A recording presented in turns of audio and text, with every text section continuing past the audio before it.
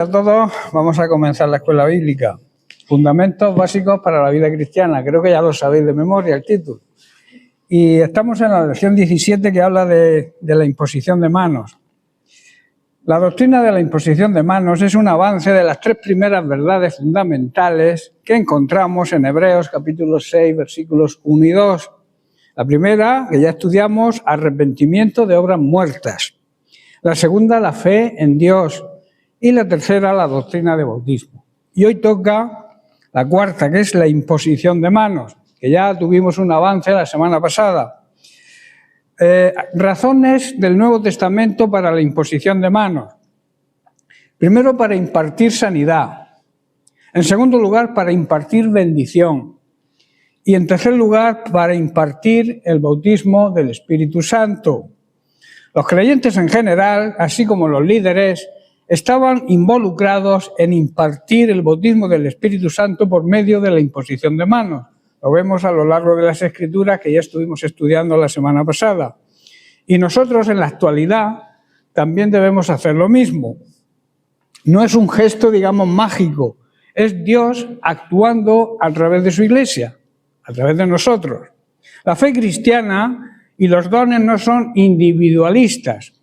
Se reciben en la comunidad, en la comunión de los hermanos en la iglesia. No basta solo con creer o ser bautizado en agua. Algunos se limitan ahí llego y aquí me quedo. Es necesario recibir el Espíritu Santo. Es necesario dejarse llenar, transformar y ser comisionados, enviados por Él. El Espíritu Santo no se compra como quiso hacer el mago, ¿verdad? A Pedro le dijo que quería comprar el don del Espíritu Santo. Tampoco se controla, se recibe con humildad. Hoy el Señor sigue imponiendo sus manos por medio de nosotros, de su iglesia, pero hay que dejarse tocar. El Espíritu Santo no es una idea, es una persona viva que se comunica, que se derrama y que si se lo permitimos nos transforma. Pero para eso tenemos que dejarle que nos transforme. Y cuando el Espíritu Santo llega, algo cambia en nosotros. Cambia nuestro corazón, nuestra manera de amar, nuestra manera de ver las cosas. También cambia nuestra manera de orar. Ya no lo hacemos rutinariamente ni haciendo repeticiones, sino desde el corazón. Cambia también nuestra manera de hablar, nuestro lenguaje. Cambia la manera de amar. Y también cambia la manera de dar testimonio, de testificar, de llevar a cabo la Gran Comisión. Los discípulos en Pentecostés comenzaron a hablar en lenguas y a profetizar. Es decir, Dios, a través del Espíritu Santo, comenzó a expresarse a través de ellos. Y hoy quiere hacer lo mismo. Así que el bautismo del Espíritu Santo no es una opción, no es bueno, no es un añadido. Es una necesidad. Tenemos que estar llenos del Espíritu Santo. Tenemos que estar llenos de la plenitud del Espíritu Santo. Ahora, la siguiente razón para imponer las manos según el Nuevo Testamento. La lectura la encontramos en 1 de Timoteo capítulo 4, versículo 14, que le escribe Pablo a su discípulo Timoteo y le dice: no descuides el don que hay en ti, que te fue dado mediante profecía, con la imposición de las manos del presbiterio. Y aquí quiero abrir un paréntesis y explicar lo que es el presbiterio. El presbiterio bíblico se refiere al consejo o cuerpo de ancianos que ejerce el liderazgo espiritual y pastoral en la iglesia, según el modelo del Nuevo Testamento. La palabra presbítero viene del griego presbíteros, que significa anciano. En la Biblia, el presbiterio, por tanto, no es un edificio ni un cargo, digamos, honorífico, sino un grupo de hombres llamados por Dios para cuidar, para guiar y para pastorear el pueblo. Bíblicamente, el presbiterio tiene varias responsabilidades. Pastorear al rebaño, cuidar espiritualmente a las ovejas, enseñar la sana doctrina, La doctrina que predicó Jesucristo le transmitió a sus discípulos y eso fue transmitiéndose de generación en generación. También otra de sus responsabilidades es velar por la vida espiritual de la Iglesia, conducirlos por el camino correcto. Tomar decisiones con sabiduría, con oración y con ayuno, que a veces el ayuno se nos olvida. Disciplinar con amor cuando sea necesario, porque es una prueba de amor. Poner a la gente en disciplina no es algo, digamos, que haga daño. Es todo lo contrario, al final da fruto, da resultado. Pero tenemos que hacerlo con amor. Y tenemos que recibirla también con amor.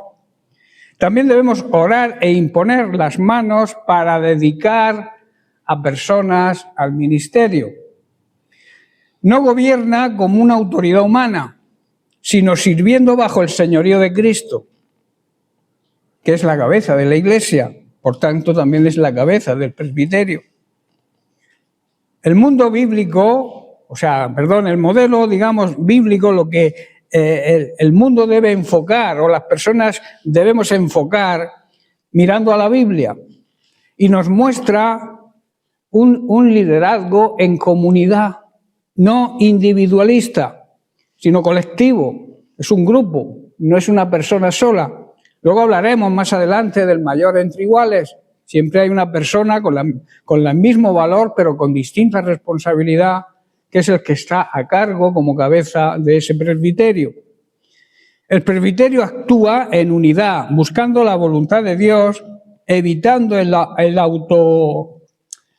autoridad propia, imponiendo autoridad y fomentando la rendición de cuentas. Tenemos que rendir cuentas a la Iglesia. El presbiterio bíblico es un consejo, lo que se llama hoy consejo de ancianos, y está establecido según las Sagradas Escrituras, y tiene un llamado a servir, nunca a dominar, y es responsable de cuidar la Iglesia con amor, con la verdad y con humildad. Bien, vamos a seguir profundizando en la Biblia lo que Pablo en su carta a Timoteo le dice y que nos transmite a nosotros una dependencia reverente del Espíritu Santo. Nosotros tenemos que depender del Espíritu Santo porque es un llamado a la vigilancia espiritual. El apóstol Pablo no le habla aquí, digamos, a un creyente nuevo, sino a Timoteo, que era un siervo ya maduro, ya reconocido, con dones confirmados públicamente. Y sin embargo le dice, no descuides el don, porque a veces nos despistamos y descuidamos el don que Dios nos da. Esto nos enseña una gran verdad. El don espiritual puede ser descuidado. No porque Dios lo quite, que no lo quita, sino porque el siervo se distrae, se cansa o se acomoda, busca la comodidad, que lo hagan otros. El descuido no siempre es pecado, no siempre es un pecado escandaloso. Muchas veces es falta de atención espiritual, la pérdida del fervor o sustituir la dependencia del Espíritu Santo por una rutina ministerial. En segundo lugar, el don es gracia confiada, no por méritos personales. Pablo es muy claro, dice, el don te fue dado. En otra traducción te dice, te fue regalado. Se emplea la misma palabra que cuando Isaías dice que un niño nos es nacido, un hijo nos es dado, nos es regalado, ¿verdad? No fue ganado ni producto de un esfuerzo humano, ni el resultado de una capacitación natural sobresaliente. No son nuestros méritos, es un regalo de Dios. Todo don espiritual es por gracia que no merecemos, responsabilidad que Dios nos confía y servicio que Dios nos demanda.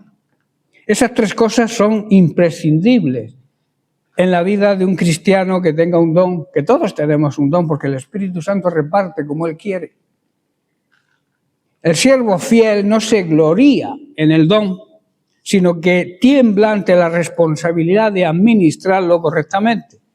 ¿Estáis comprendiendo? Yo no debo gloriarme de que Dios me haya dado un don, sino de preocuparme de ejercitar ese don de forma correcta. ¿Entendéis, verdad? En tercer lugar, confirmación espiritual y reconocimiento por la Iglesia. El texto menciona dos elementos importantes. Habla de profecía y de imposición de manos del presbiterio. Esto nos muestra que el ministerio auténtico no nace de un impulso personal, no se autoafirma, no se levanta uno mismo. Es reconocido y confirmado en el contexto de la Iglesia. ¿Estáis entendiendo? La autoridad no se impone, se reconoce. Y la Iglesia tiene que reconocer ese don. Claro está, tienes que ejercitarlo, porque si no se ejercita ese don, ¿cómo te va a confirmar la Iglesia? ¿Cómo va a aceptar ese don como parte del ministerio de la Iglesia? Por tanto, la imposición de manos no crea el don, sino que da testimonio público de lo que Dios ya ha hecho y te ha dado. Y compromete tanto al siervo, que lo tiene, como a la Iglesia a caminar juntos con fidelidad. Luego tenemos, en cuarto lugar, el peligro del descuido en el ministerio. Descuidar el don puede tomar muchas formas. Por ejemplo, predicar sin orar. No buscar la presencia de Dios antes de predicar. Enseñar sin temor reverente. Servir sin amor. Hacer las cosas por obligación. Recordemos que estudiamos que eso era obras muertas. Y confiar más en la experiencia pasada que en la gloria presente y que la gracia presente. Por eso Pablo exhorta a Timoteo a velar por su vida espiritual, y esa exhortación va dirigida también hoy a su Iglesia, porque el don solamente florece cuando el corazón se mantiene, permanece rendido a Dios. Podemos hacer una aplicación y un consejo, digamos, pastoral aquí. Tómate un momento, aplicarlo. Esto es de aplicación para que lo hagáis o para que lo hagamos. Tómate un momento delante del Señor y haz la siguiente reflexión.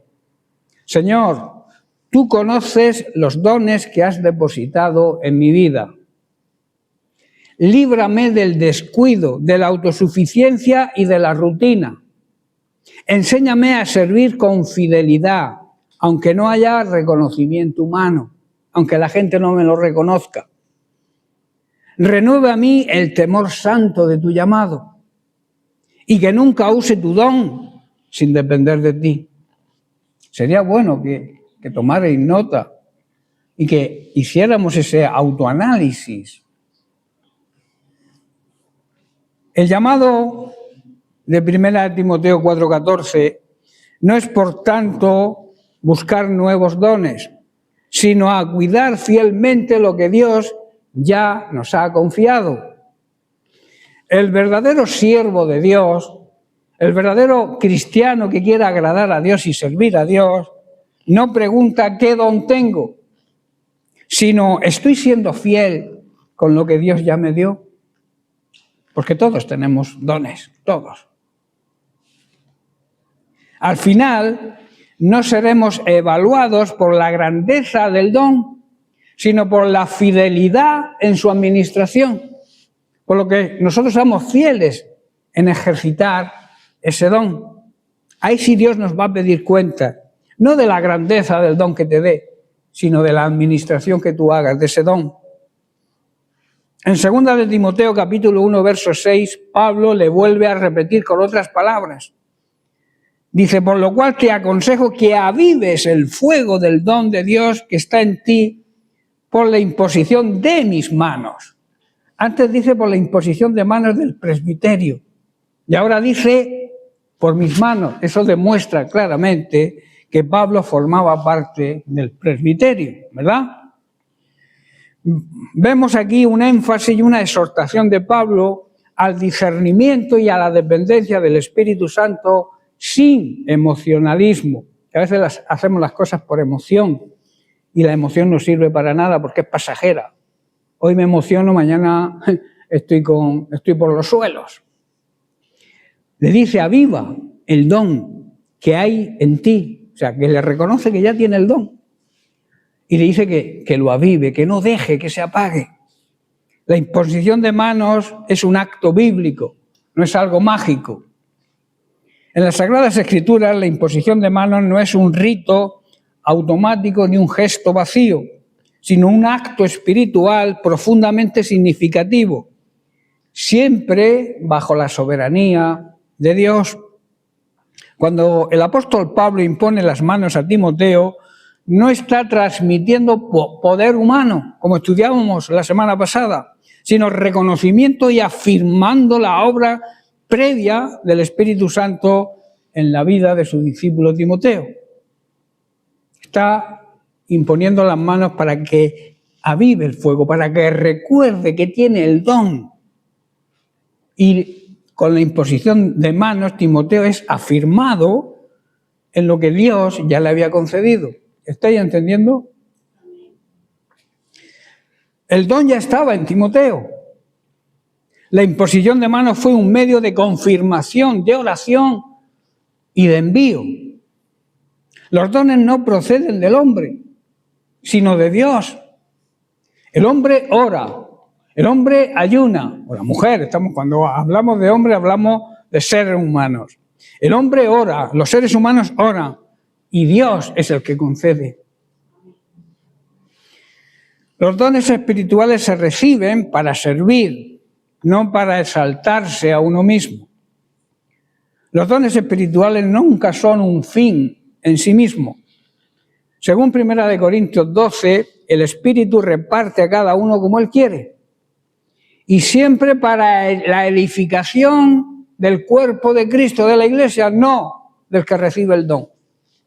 Estoy comprendiendo, ¿verdad?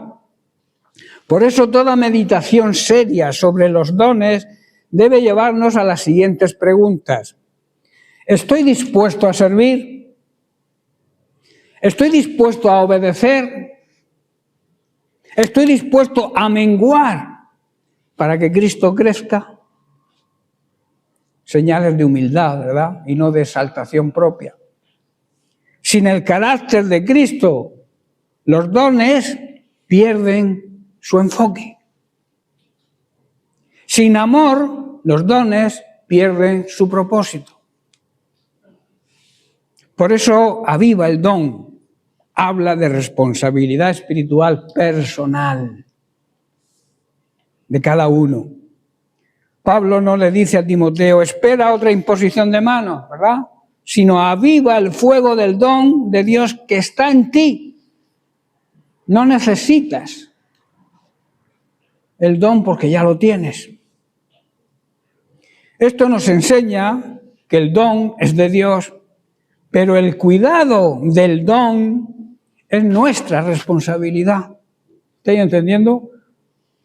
Dios da el don, pero es nuestra responsabilidad cuidar de ese don. Se aviva el don cuando perseveramos en la palabra de Dios, cuando meditamos, estudiamos la palabra de Dios cada día. Entonces se aviva ese don. Cuando vivimos en oración, que a veces descuidamos mucho la oración, y la prueba es los martes, los que venimos a orar. Cuando caminamos en santidad, se aviva el don. Si no vives en santidad, el don, aunque está ahí, se apaga. Y cuando servimos fielmente, aún en lo pequeño. Por ejemplo, si hay que limpiar la iglesia, es un don que Dios te ha dado. Es pequeño.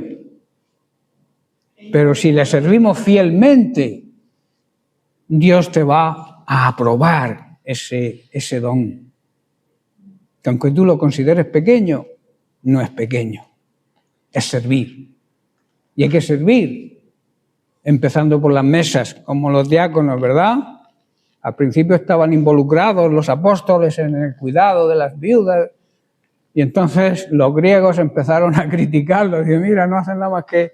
Y no, no buscan oración, no ayunan.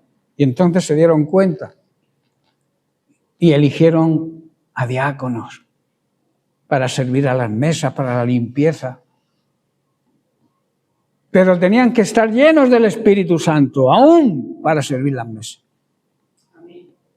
O sea, no se puede hacer nada dentro de la iglesia si no se vive en la santidad que Dios nos exige. Y aquí nos estamos equivocando a veces. Ponemos a servir a gente que no cambia. Pasan los años y los años y los años y siguen siendo iguales. Y nos equivocamos cuando los ponemos a servir. Porque no sirven para servir si no viven en santidad. ¿Estáis comprendiendo? Parece que ponéis las caras a algunos serias, pero es que es la realidad. Para servir a las mesas eligieron 7 diáconos llenos del Espíritu Santo. Si no, no valían. Vuelve a tomarte unos momentos para meditar sobre este enfoque. Señor, reconozco que toda obra espiritual verdadera procede de ti. Examina mi corazón. Quita todo orgullo, toda ambición personal, toda soberbia, toda autosuficiencia. Si has depositado dones en mi vida, enséñame a usarlos con humildad. Aviva lo que se ha apagado por el temor, el cansancio o la rutina.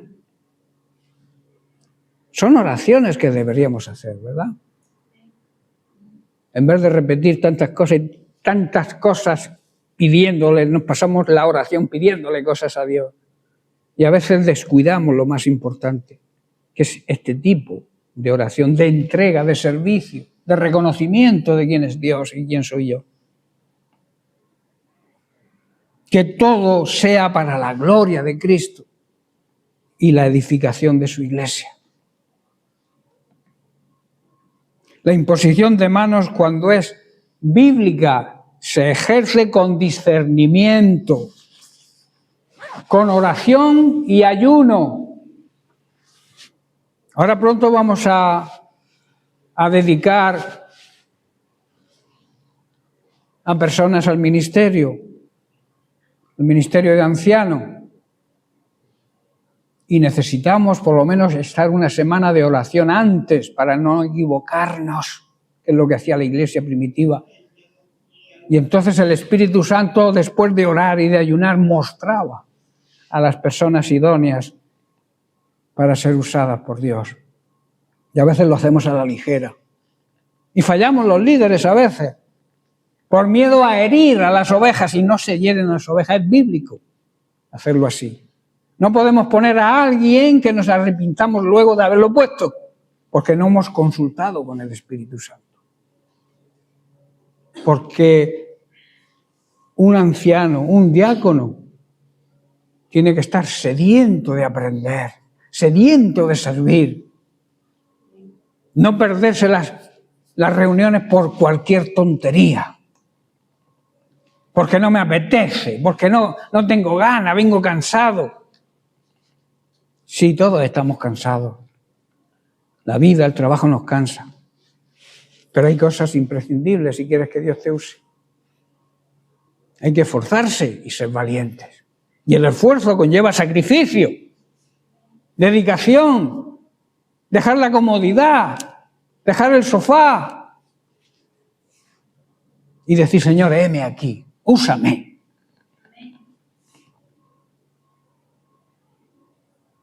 También tenemos que estar sujetos a la palabra de Dios. Y por último, con un profundo respeto al Espíritu Santo. No debemos buscar experiencias, debemos buscar fidelidad a Dios. No buscamos dones visibles para recibir el aplauso de la gente. Buscamos vidas transformadas. Y cuando Dios concede dones, lo hace para que Cristo sea anunciado, la iglesia sea edificada y el mundo pueda confrontar el Evangelio verdadero. y no las tradiciones y las religiones que no sirven para nada. En Romanos 1:11 Pablo nos dice: porque deseo veros para comunicaros algún don espiritual, a fin de que seáis confirmados, aprobados, enviados. El deseo de Pablo está centrado en la edificación espiritual y en la obra del Espíritu Santo en cada uno de nosotros. Vemos el deseo, el anhelo santo de un corazón pastoral de Pablo. El apóstol Pablo no escribe estas palabras desde la curiosidad, ni desde la simple cortesía cristiana, decirlo por decirlo. Hay en su expresión un anhelo profundo, una carga espiritual que nace del amor genuino por la Iglesia. Deseo veros, habla en plural, desea ver a la Iglesia. No es una frase ligera, es el clamor de un siervo que entiende que la fe no es solidaria, sino que crece en comunión unos con otros. Tú fortaleces mi fe y yo fortalezco tu fe si andamos en el orden de Dios. Aquí aprendemos que la vida cristiana madura no se conforma con solamente creer y asistir los domingos al culto, sino que busca edificar a otros. El creyente lleno del Espíritu Santo desarrolla un deseo santo, ver a sus hermanos en la fe fortalecidos, afirmados, firmes, confirmados en el Señor. Ese es el deseo, por lo menos es mi deseo hacia la congregación, pero no solamente debe ser el mío, sino de cada uno hacia los demás. Ver a nuestros hermanos firmes en la fe, fuertes, fortalecidos, afirmados ahí, firmes. Luego añade: comunicaros algún don espiritual. Pablo no habla de dones con exhibición personal, ni como señal de superioridad espiritual. Él entiende los dones como instrumentos de gracia al servicio del cuerpo de Cristo, la Iglesia. Él lo entiende así y nosotros deberíamos entenderlo igual. El don espiritual no es un trofeo, es un canal de bendición para otros. No se recibe para guardarlo y tenerlo ahí escondido, sino para impartirlo y hacerlo con autoridad y con humildad. Solo quien vive en humildad puede ser usado por Dios para transmitir vida espiritual a otros. La humildad es básica en la vida cristiana. El orgullo, la soberbia, la prepotencia no sirve para nada. Dios te va a derribar, te va a mandar al piso cuando tú eres soberbio, orgulloso, prepotente. En cambio, cuando eres humilde, Él te levantará, te pondrá en un sitio importante para Él. Este versículo nos confronta. ¿Buscamos recibir a Dios solo para nosotros? ¿Recibir de Dios, los dones para nosotros? ¿O deseamos ser un medio, un canal por el cual otros puedan crecer en la fe? El verdadero mover del Espíritu Santo jamás produce orgullo, sino edificación, consuelo y firmeza. Luego añade: a fin de que seáis confirmados, dice Pablo. El propósito final no es la emoción ni la experiencia pasajera, sino la confirmación, la aprobación. Una fe estable, arraigada, firme en medio de pruebas, persecuciones y de dudas. Porque una fe cuando todo nos va bien es una fe que no sabemos si es buena, si es una fe estable, arraigada en la palabra, no lo sabemos, hasta que nos llegan las pruebas, las persecuciones y también las dudas. Ser confirmado es permanecer cuando otros retroceden. Confiar cuando las circunstancias nos hagan temblar. Seguir confiando. seguir creyendo cuando no veamos la salida, seguir confiando en Dios que nos dará al final la salida. Pablo entiende que la Iglesia necesita más que conocimiento, necesita fortaleza espiritual. Esa que solo viene cuando el Espíritu Santo obra a través de la comunión, la palabra y el servicio mutuo. Este versículo nos llama a examinarnos y hacerlo con reverencia. ¿Tenemos el mismo deseo de Pablo por la Iglesia? ¿Oramos para que otros sean afirmados en su fe o solamente son oraciones para nosotros? La oración mayor que un creyente debe hacer es la oración de intercesión. Orar por los demás. Cuando tú oras por los demás y los demás oran por ti, es cuando a Dios le agrada bien la oración. Por eso no dejemos de interceder por la Iglesia, por los problemas de la Iglesia, por los hermanos. Yo en mis oraciones intento nombrarlos a todos por su nombre, para que Dios haga la obra en ellos. La Iglesia no se fortalece solo desde el púlpito, solo escuchando sermones y sermones y predicaciones y predíqueme usted, Padre, por aquí me entra y por aquí me sale. La Iglesia no se fortalece así. Es necesaria la predicación de la palabra, claro que es necesaria, pero para ponerla por obra. Si no, no sirve de nada. Además de recibir la palabra desde el púlpito, debemos tener nuestro corazón rendido al Señor, dispuestos a amar y a servir y a compartir lo que Dios ha depositado en nosotros, que no es para nosotros, es para la comunidad, es para la Iglesia. Como conclusión, y ya lo vamos a dejar aquí porque ya entramos en siguiente materia, como conclusión a este versículo, decir que revela el corazón de un verdadero siervo. Este versículo tan cortito, si quieren lo repito, porque deseo veros para comunicaros algún don espiritual a fin de que seáis confirmados. Este corto versículo tiene una profundidad enorme y demuestra a un siervo con un corazón que ama de verdad. Pablo amaba de verdad a la Iglesia, que comparte y que anhela ver a otros firmes en Cristo. Ese era el corazón de Pablo y ese debe ser el corazón nuestro. Un corazón que ama, repito, un corazón que comparte, un corazón que anhela ver a sus hermanos firmes en Cristo.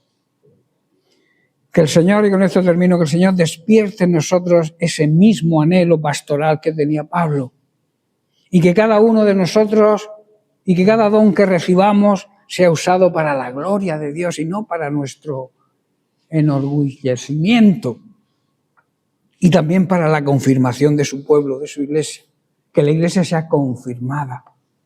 La Iglesia no somos individuos que cada uno va por su cuenta. La Iglesia somos un cuerpo que habla de unidad. No son 40, 50, 70 o 1000 miembros, 1000 cuerpos. No. Es un solo cuerpo. Es el cuerpo de Cristo, en el cual Él es la cabeza, la que rige. Pero somos un cuerpo, y un cuerpo tiene que vivir en armonía. Un cuerpo tiene que funcionar todos los miembros correctamente para que podamos desempeñar nuestra función como seres humanos. Me refiero al cuerpo físico. Si te falta una mano por un accidente, pues el cuerpo, aunque sigas viviendo, no está completo. Cuando tienes un problema en un ojo que no ves, sigues viviendo, pero no estás completo. No sé si entendéis lo que quiero decir. Que la Iglesia tiene que estar saneada por completo para ofrecernos en sacrificio puro y santo delante de Dios. Sabéis que no se podía sacrificar corderos con defecto, ¿verdad? Tenían que ser perfectos para el sacrificio. Cristo fue perfecto, jamás pecó y se halló mentira en su boca. Por eso pudo ser el Cordero Santo, sin mancha. Y Dios nos exige a nosotros lo mismo. La Iglesia debe ser un sacrificio puro, agradable a Dios, y no puede haber defectos en el cuerpo de Cristo. Y lamentablemente, no solamente en general, ¿no? La Iglesia contemporánea deja mucho que desear. Por eso tenemos que volver a las sendas antiguas. Tenemos que volver a la Iglesia primitiva. La Iglesia primitiva no era perfecta. Pero hay cosas que están ahí que vemos que no actuaban en perfección, pero están para enseñarnos cómo no debemos actuar. Pero también debemos ver las cosas que hacían bien e imitarlos. Se reunían todos los días lo compartían todo. Dios quiere la unidad de su cuerpo. Y quiere que los dones que tenemos los pongamos a practicar.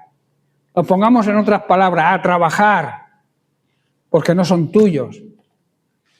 Son de Dios para su Iglesia.